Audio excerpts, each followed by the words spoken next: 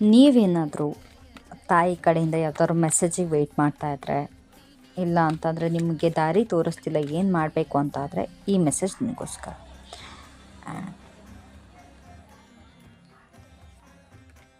ಖಡ್ಗ.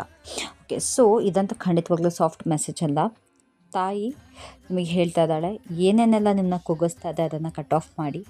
ಅದು ನಿಮ್ಮ ಅಟ್ಯಾಚ್ಮೆಂಟ್ ಆಗಿರ್ಬೋದು, ಅಥವಾ ನೀವು ಓವರ್ ಥಿಂಕ್ ಮಾಡ್ತಿರ್ಬೋದು, ಇಲ್ಲ ಅಂತಂದರೆ ಯಾವುದೋ ಒಂದು ವ್ಯಕ್ತಿ ನಿಮ್ಮ ನೆಮ್ಮದಿನ ಹಾಳು ಮಾಡ್ತಾ ಇದ್ರೆ, ಇದನ್ನೆಲ್ಲ ಕಟ್ ಆಫ್ ಮಾಡೋ ಸಮಯ ಇವಾಗ.